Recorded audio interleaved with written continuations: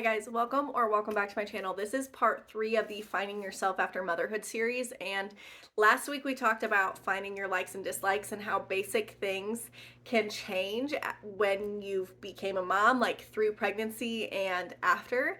And so last week, if you haven't watched that video, I really just recommend that you go watch that video. That way we're all caught up. But this week we are going to be talking about hobbies and habits.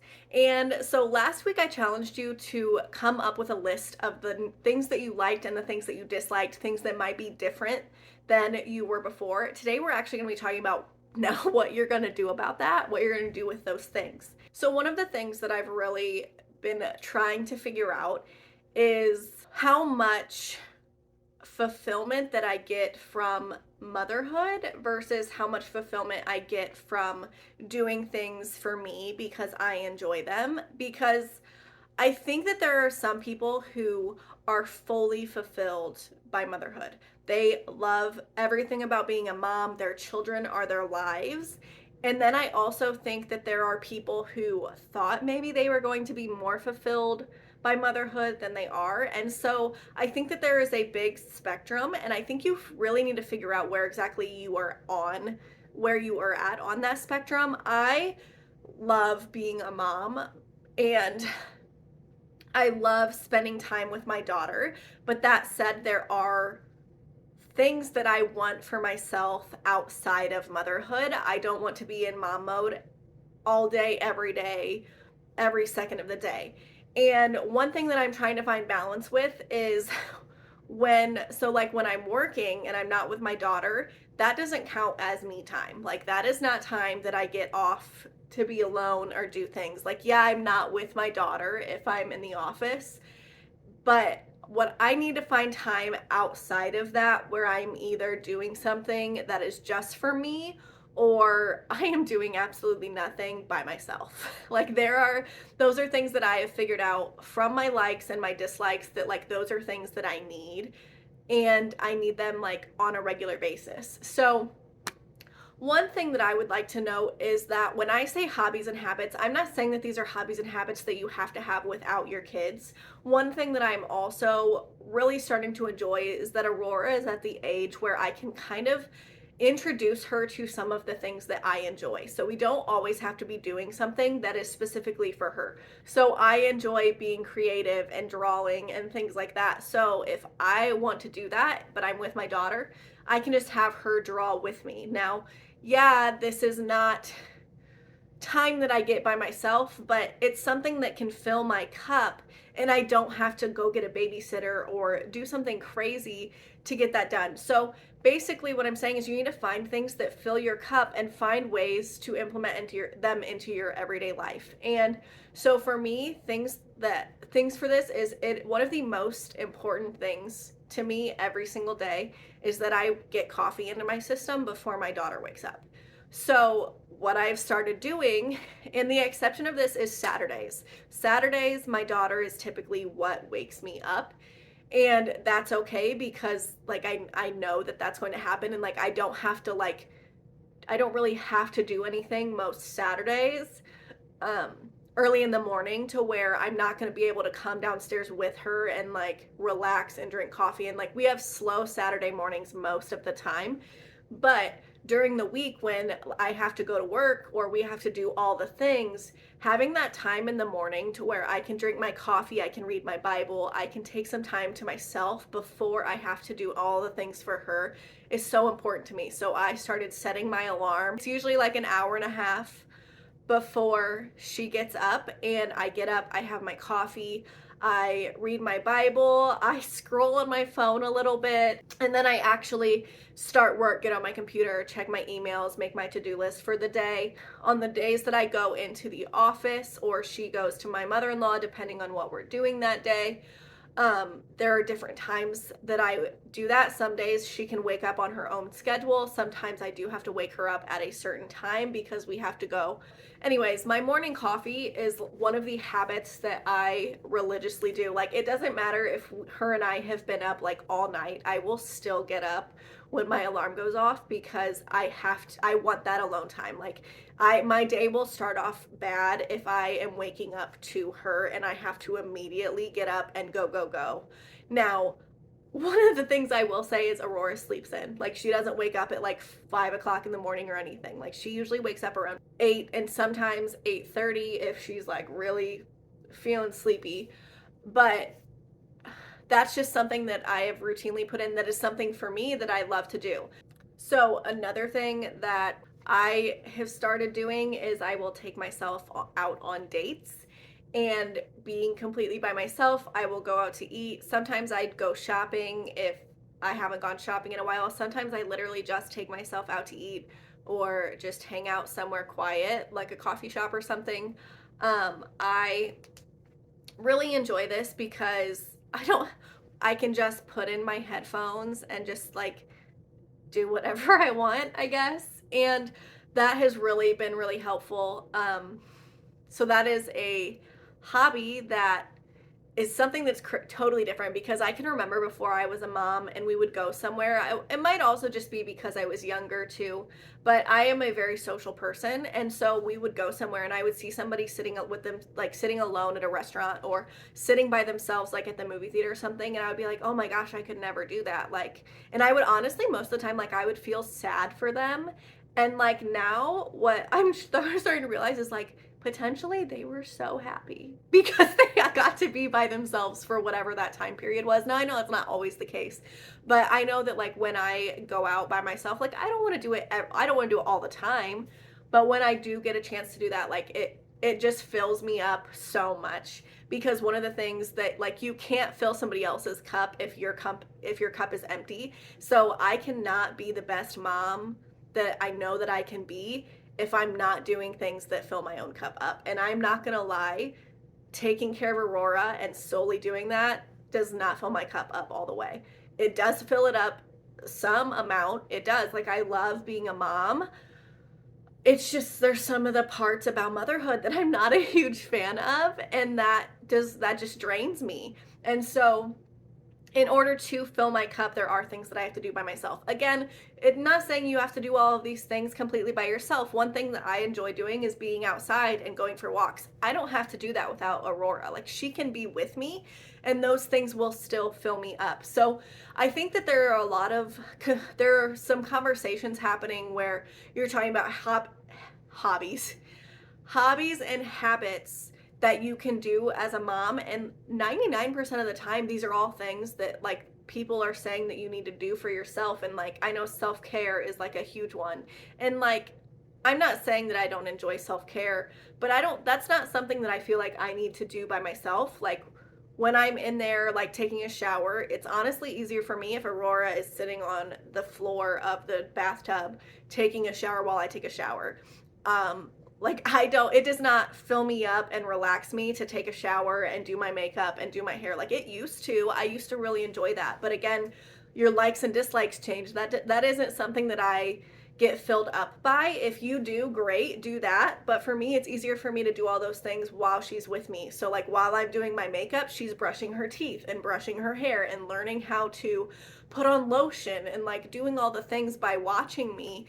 And to me, like, that makes me feel good more so than like locking myself in the bathroom. Now, don't get me wrong, if we're like in a hurry and like I have to get ready quick, like I send her out here with my husband and I do go in there and I get my stuff done.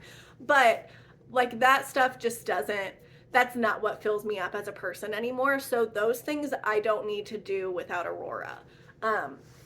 So I think that it's just taking your list of things and figuring out ways that you can bring that into your life with or without your kid. And honestly, like, with your kid is easier. I mean, if you don't have to find a babysitter or you don't have to be separate from your spouse, then that makes things easier. But anyway, so let's talk about how you can figure out what these things are for you now that we've talked about what some of the things are for me. What I want you to do is I want you to brain dump either things that you have enjoyed in the past or things that you might enjoy in the future. I just want you to write all of them down. Like, it doesn't matter if it's something that you don't know how you will accomplish it yet. Like, I just want you to write all these things down. Like, just figure out what you think you're going to want to do, habits that you want to have. Like, I would love if I like woke up at whatever time that I got and I like worked out every day. That does not work for my schedule. Like I need a slow morning, and that is just something that I learned because I tried for a while to wake up, immediately work out, and like get that knocked out of the way. And I really truly missed like having the slow morning. And it's a lot easier for me to work out when Aurora's awake. And that is just something that works out for us. So habits, hobbies, routines, like figuring out what works for you is so important. And it can just it can just change so much about how you feel mentally if you're doing things that fill up your cup. And I know that that seems intuitive. It seems like, well, yeah, duh. But when you're a mom, a lot of times you forget that you need to fill your own cup, or you feel like you don't have time to fill your own cup up. And like I said in the very first video of this series, you really need to take into consideration where exactly you're at in motherhood. If you have a newborn, or a young baby, it is harder to find time for yourself, especially like when they are just mobile, but they're not talking. They don't stay in the same place and you have to watch them every single second, but yet you can't talk to them. They don't understand you. They still just cry and like barely eat foods. Like that was a really hard stage for me, especially because my daughter wasn't sleeping. And so that is honestly when I felt like I didn't have time to do anything for me, more so than when she was a newborn. I've said that before, but just like write down these things that you want to do. The next thing that I honestly feel like you should do is I feel like you should realize that sometimes balls get dropped, especially if you're trying to implement something new. I don't think that it is always a super easy switch to like add something in while doing all of the other things. And so there are a lot of times where like if I'm trying to add reading the Bible into my everyday routine, whatever I was doing in that time slot, like that ball gets dropped for a while until I figure out where it's going to work in the new routine. And so I think that it's okay to just be like, hey, like I'm not always going to get all of the things done, but my kid is happy and I'm happy, so it was a successful day. Like I wish that my house could be spotless all the time. And it bothers me a lot more now than it used to. It didn't really used to bother me, but now like there is a couch in the toy room that is just piled high of laundry that needs put away. And like it's not going to get done today. Like it's just not going to happen. It's been there for like a week and it's probably not going to get done today. It might not get done tomorrow, but it's going to get done at some point in time. And so I just, like I talked about again previously, like I can't do all the things all the time and be happy and healthy and be the best version of myself that I can be. I just can't do it. And the balls that I'm going to drop might be ones like you may never in a million years leave laundry sitting somewhere. That might not be in your personality. Like my mom cannot leave dishes in her kitchen if they're dirty. I have dirty dishes in my counter that have been there since yesterday, and like I will probably get them done today. Most likely I will, but I'm like it's not top priority. Like my mom literally cannot sit down after dinner until all of the dishes are done. And I wish more than anything, whatever that was, it would have passed on to me, but it didn't. And I've tried so hard because it makes me feel so much better to have a clean kitchen. Like, especially waking up in the morning and getting your coffee where your kitchen is cleaned feels fantastic. But sometimes it doesn't feel as fantastic as laying on the couch and binge watching reels for 20 minutes. Like sometimes I need that more than I need to have a clean kitchen because I literally haven't sat down because I've been chasing my toddler all day. So the next thing that I really just think that you need to do with hobbies and habits is you need to find people that you can do them with. You need to find a strong support system. Now me, I have a very strong family support system. I am really blessed to be able to say that from both my side and my husband's side. We are very blessed by our families and they are a huge part of my daughter's life. I know that that's not always the case, but I then also, like, I just challenge you to find people who can be. I think that chosen family is just as important as your actual family. I have friends who I absolutely love to death. They are my chosen family and I love them dearly. And they love my daughter dearly and I love their kids dearly. And like, that's just great to have. And so I just find a really good support system. Now, I'm not saying that you need to find a support system that can like watch your kids all the time because I don't necessarily think that you should just find people to use as babysitters. I think that that's really helpful. Like, it's really nice that, like, I can call my mom and be like, "Hey, like, there's a couple days over the next week that my mother-in-law can't watch my daughter because she's going on vacation. Like, my mom is doing it for me." And, like, I'm so blessed to be able to say that because I don't have to, like, frantically look around for a babysitter. Like, I understand that that's a blessing that I have, and it's harder for some people to find that. But I also I like spending time with my family, with my daughter, and I like spending time with my friends, with all of our kids. Like, it doesn't always need to be just us. Now, that said, sometimes it does. Like, sometimes me and my best friend just need to go out and have a drink or two, not have anybody with us, and just relax and catch up. And, like, sometimes you need that.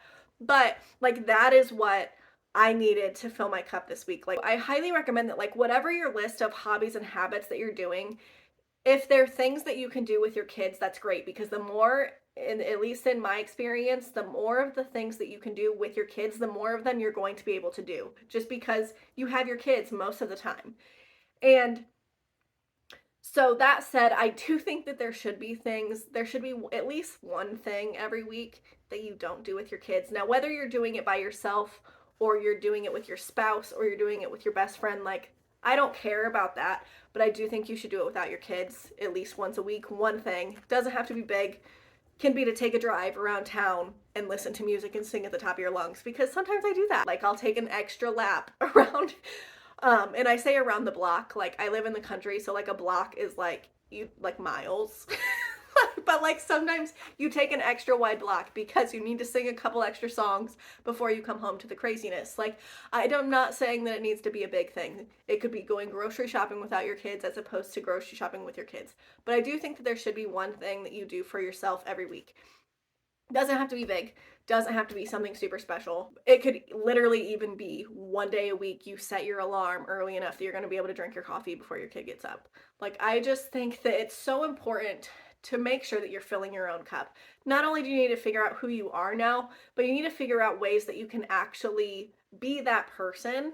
And you do obviously have to incorporate your kids. Like, there are hobbies that I would love to be pursuing right now that are more difficult because it would require me to spend a lot of time away from my daughter.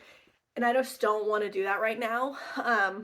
I know that there are some people who would rather do the time now when she's really little as opposed to when she's older. But, like, for me, like, I would rather wait until she's, like, in school to start doing things, because once she's in school, I will have a little bit more juggling room. So do whatever works for you. But I honestly just really feel like, and all of these things, in my opinion, like, they go with routine. Like, I think it is really important to have a good routine.